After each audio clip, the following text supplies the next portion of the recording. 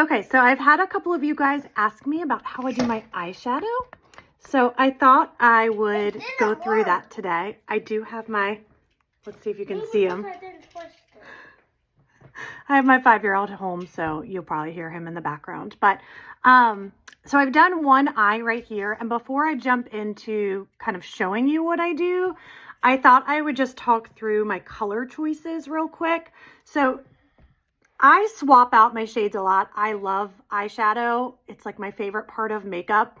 And so I enjoy experimenting, but I will say that these 3 shades are staples and I wear them more than anything else that I have. So the biggest thing I think is making sure that you're choosing shades that steer more towards warm undertones versus cool. So when I'm doing neutrals, these are the 2 warm browns that I love the most. There are others that I use, but these are my favorites. You can see this is a little lighter. This is a little darker. But when you're looking at browns, and if you're still trying to figure out undertones, I think it's most helpful when you look at colors side by side. So for example, if I were to grab, let's say like this one and put it next to this brown, you can see how much warmer. This has an orangey undertone, whereas this one's much cooler and almost has like a green blue undertone to it. So putting the colors side by side, I think really helps if you're not quite sure if they're warm or cool. So I tend to steer towards warm colored eyeshadows. And now I know why. Like that has always been what I've steered towards. And now I know because it truly looks much better with my coloring. So it actually makes a lot of sense. Okay, so I'm going to show you how I did this eyeshadow look. Now I like to prime my lid. We all have discoloration. You can see like I got some veins and some darkness right there. And it's also going to help the eyeshadow kind of stick to it and be a little bit truer to color. I just started using this primer. You need like, I got too much on my finger even. You need like the tiniest touch of it. And then you can use a brush or your finger and just spread that out onto your lid. Leo, you okay? Can you help me find which circle this one goes to? Look how much brighter that is. And it's going to be a nice clean canvas for the eyeshadow to stick to. Hold on. Okay, now that I've primed my lid, the key is partially in the tool that you choose.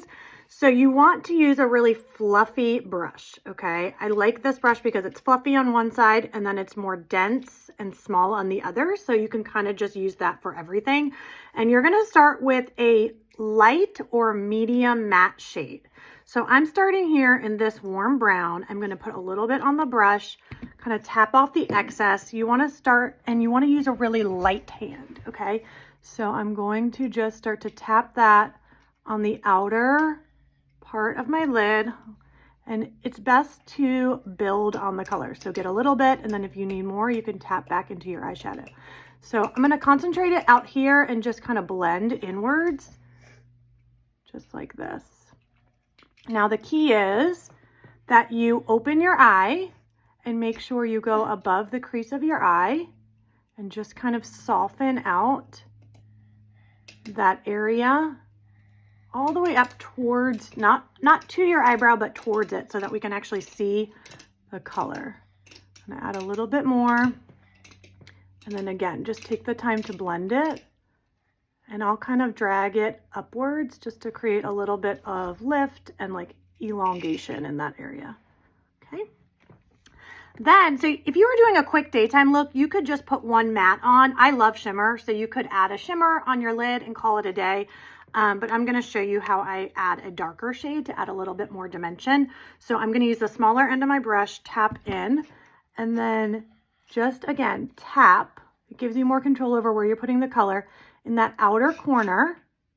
And I'm going to keep this shade, since it's darker, a little bit lower. I'm not going to go all the way above that crease, and I'm just blending lightly inwards. Okay, so then I can kind of take a step back, see if I want to add a little bit more color,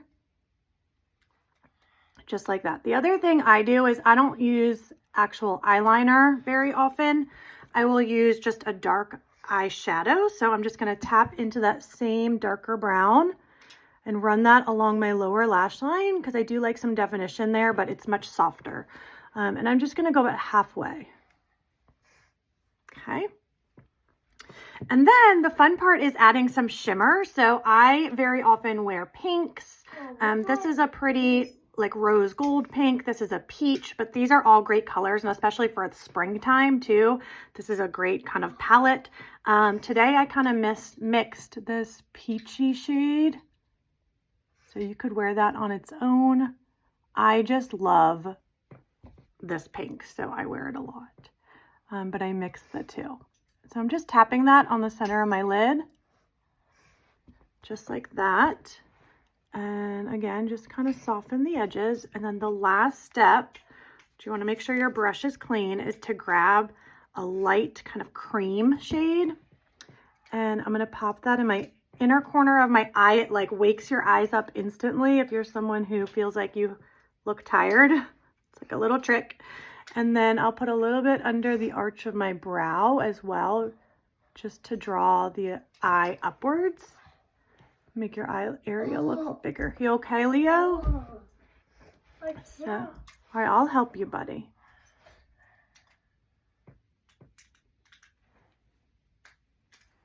If you get messy out here, no worries. You can take whatever brush, you used your concealer. You can grab more concealer if you need it. But just kind of soften that area. All right, I'll help you, bud. And that's it. That's my everyday kind of eyeshadow look. I do play around with colors, but these are some of my most used shade ranges. If you have any questions or if I can help with anything else, just let me know.